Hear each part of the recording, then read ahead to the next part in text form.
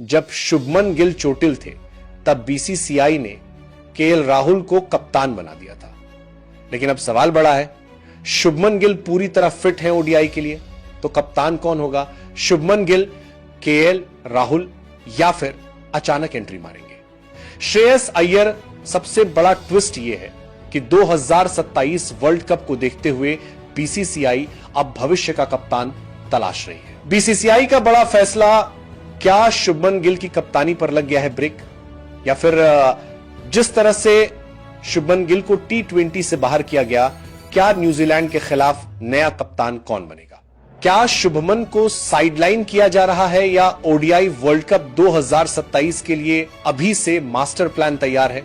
BCCI की सोच, selectors का इशारा और ओडीआई वर्ल्ड कप का अगला कप्तान कौन होगा? सब कुछ जानने के लिए वीडियो पूरा देखिए, कहीं मत जाइए। आज भारतीय क्रिकेट के इतिहास में एक ऐसा मोड़ आ चुका है जहां सवाल किसी एक खिलाड़ी का नहीं, सवाल सिस्टम का है, सवाल भरोसे का है और सवाल है कुर्सी का। उस कुर्सी का जिस पर बैठने से पहले अब नाम नहीं कंट्रोल देखा जाता है। लेकिन इस कहानी की शुरुआत कप्तानी से नहीं होती, इसकी शुरुआत होती है विजय हारे ट्रॉफी से। विजय हारे और 2 दशक जो सिर्फ रन नहीं थे, इमोशंस से। 24 दिसंबर घरेलू क्रिकेट का मैदान और 2 अलग अलग शहरों में 2 अलग अलग पारियां।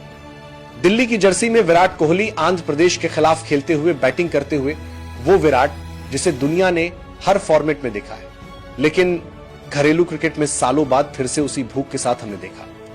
विराट ने इस मैच में सिर्फ रन नहीं बनाए, उन्होंने कंट्रोल का डेमोन्स्ट्रेशन दिया है। 125 से ऊपर का स्ट्राइक रेट, 12 चौके, 3 गेंद को जमीन पर मारना, गैप चुनना और जब जरूरत पड़ी बाउंड्री निकालना। ये वो विराट था जो बता रहा था फॉर्म टेम्परेरी होती है और क्लास परमानेंट।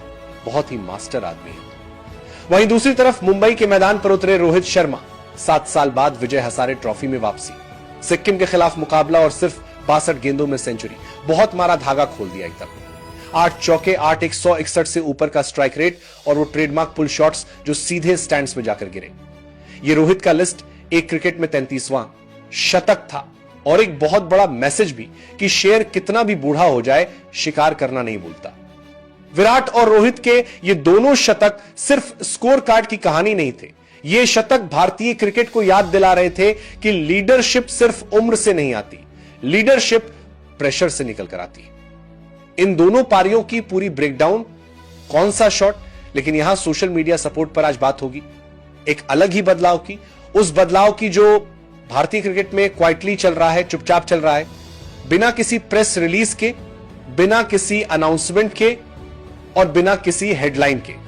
जी हां, बात है ओडीआई कप्तानी की, जिसको लेकर आज भारतीय क्रिकेट में एक अजीब स्थिति है। सुनने में आ रहा है कि वनडे का कप्तान मैदान में तो नहीं बदला गया, लेकिन उसकी कुर्सी खिसक चुकी है। क्या बात कर रहे हो? जी हां, और इस खिसकती कुर्सी के एक तरफ खड़े हैं शुभमन गिल और दूसरी तरफ श्रेयस अय्यर। कुछ महीने पहले तक यही शुभमन गिल भारतीय क्रिकेट का पोस्टर बॉय थे। युवा, शांत, तकनीकी रूप से मजबूत, तीनों फॉर्मेट में फिट। बीसीसीआई को लगा था हमें अगली पीढ़ी का कैप्टन मिल गया है। टेस्ट टीम की कमान, ओडीआई की कप्तानी और T20 में उपकतानी सब इनको मिल गई। इतनी जल्दी इतनी जिम्मेदारी, ये भरोसे का सबसे बड़ा सर्टिफिकेट होता है दोस्तों। लेकिन क्रिकेट में भरोसा परमानेंट नहीं होता, ये हर सीरीज के बाद रिन्यू होता है और जब रिन्यू नहीं होता तो कुर्सी हिलने लगती है। 20 दिसंबर 2025 को एक ऐसी लाइनअप सामने आई जिसने सब बदल दिया। उस दिन T20 वर्ल्ड कप 206 का स्क्वाड अनाउंस होता है। नाम पढ़े जाते हैं लेकिन एक नाम मिसिंग है, शुभमन गिल नॉट सिलेक्टेड। यही वो पल था जहां फैंस को पहली बार लगा कि कुछ गलत हो रहा है, क्योंकि ये सिर्फ T20 से बाहर होना नहीं था, ये एक संकेत था कि मैनेजमेंट अब गिल को कोर ग्रुप का हिस्सा नहीं मान रही और भारतीय क्रिकेट में कोर ग्रुप से बाहर होना तीनों फॉर्मेट को हिला देता है। ओडीआई कप्तानी की फाइल फिर खुलती है ऑस्ट्रेलिया टूर पर, जो कि हुआ अक्टूबर 2025 में। शुभमन गिल कप्तान थे, श्रेयस अय्यर उप कप्तान। भारत 3 मैच में से सिर्फ 1 में ही जीत दर्ज कर पाया और हम सीरीज हार गए। मैच के बाद बयान सही थे, प्रेस कॉन्फ्रेंस संतुलित थी, लेकिन ड्रेसिंग रूम से आने वाली रिपोर्ट्स कुछ और ही कहानी कह रही थी। कहा गया फैसले लेने में हिचक है, मैच के बीच ज्यादा शांत रहना, सीनियर प्लेयर से फीडबैक लेने में डिले, ये सारा ब्लेम गिल की कप्तानी पर आया और ये छोटी बातें नहीं होती, यही बातें कप्तान को मजबूत या कमजोर बनाती है और यहीं से श्रेयस अय्यर का नाम धीरे धीरे ऊपर आने लगा। श्रेयस कभी हेडलाइन कैप्टन नहीं रहे, ना फ्लैशी स्टेटमेंट्स, ना कप्तानी को लेकर सोशल मीडिया नॉइज, लेकिन उनका रिव्यू में देखिए, पंजाब की कप्तानी उन्हें फाइनल तक लेकर जाना, आईपीएल में डीसी और केकेआर को लीड करना और उनको भी फाइनल तक लेकर जाना, जिताना ट्रॉफी प्रेशर नौकुस, ड्रेसिंग रूम कंट्रोल, सबसे अहम बात ओडीआई क्रिकेट की समझ। एक ऐसा फॉर्मेट है ओडीआई जहां अग्रेशन से ज्यादा कंट्रोल चाहिए, हर ओवर प्लान होता है, हर बॉलिंग चेंज सोचा समझा और कैप्टन का माइंड सबसे बड़ा वेपन होता है। श्रेयस अय्यर इस माइंड गेम में फिट बैठते हैं, इसीलिए उन्हें कप्तान बनाया गया ओडीआई का और अब उसी फैसले को एक कदम आगे ले जाने की तैयारी भी हो रही है, क्योंकि बीसीसीआई की नई सोच यह कहती है कि अब देश को टेम्परेरी कैप्टन नहीं, स्टेबल कैप्टन चाहिए। अंदर की रिपोर्ट्स कहती है बीसीसीआई का टारगेट है 2027 वर्ल्ड कप जीतना और उस रोड मैप में शुभमन गिल फिट नहीं बैठ पा रहे हैं। क्या आप पूछोगे क्यों?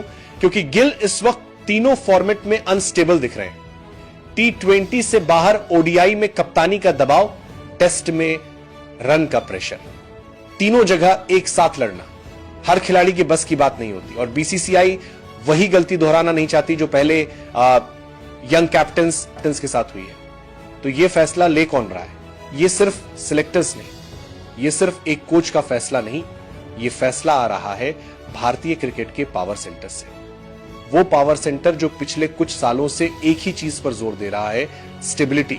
नाम नहीं, ब्रांड नहीं, पोटेंशियल नहीं, स्टेबिलिटी। और यही वजह है श्रेयस अय्यर का नाम आगे बढ़ रहा है। वो शांत है, मीडिया फ्रेंडली नहीं है, वो कंट्रोवर्सी नहीं करते, लेकिन टीम मीटिंग्स में उनकी बात सुनी जाती है और बीसीसीआई को यही सबसे ज्यादा पसंद है। गिल का T20 से बाहर होना सिर्फ फॉर्म इशू नहीं था। रिपोर्ट्स कहती हैं टीम मैनेजमेंट पहले से ही तय कर चुका है कि Gill 2026 T20 world cup road map में नहीं होंगे। इंजरी सिर्फ एक कवर स्टोरी बनी और जब कोई खिलाड़ी T20 वर्ल्ड कप से बाहर होता है तो उसका ओडीआई कैप्टन बने रहना मुश्किल हो जाता है, क्योंकि मैनेजमेंट एक ही चेहरे पर भरोसा बनाना चाहती है और वो चेहरा फिलहाल श्रेयस अय्यर दिख रहा है। अगर बदलाव होता है तो श्रेयस अय्यर बनेंगे भारतीय ओडीआई टीम के 29वें कप्तान और शुभमन गिल वो फिर से खुद को साबित करने की लड़ाई में उतरेंगे और ये कहानी गिल के खत्म होने की नहीं है, लेकिन ये कहानी उनकी ऑटोमेटिक कैप्टेंसी के खत्म होने की जरूर है। आज के दौर में, आज के समय में भारतीय क्रिकेट टीम की कप्तानी पोटेंशियल पर नहीं मिलती, कप्तानी मिलती है प्रेशर हैंडलिंग पर और इस परीक्षा में फिलहाल श्रेयस अय्यर आगे दिखते रहे और यही पूरी कहानी का सबसे बड़ा सच है। आपको क्या लगता है दोस्तों, क्या वाकई गिल की वनडे कप्तानी खतरे में है? कमेंट करके बताइएगा। साथ ही यह भी कमेंट करके बताना कि क्या वाकई श्रेयस अय्यर ही है राइट चॉइस ओडीआई कैप्टन बनने के। जो भी हो, आपकी राय कमेंट करके बताएं। चैनल को भी जरूर सब्सक्राइब करना। मिलेंगे डेली क्रिकेट की अमेजिंग वीडियोस के साथ। Thank you for watching. जय हिंद।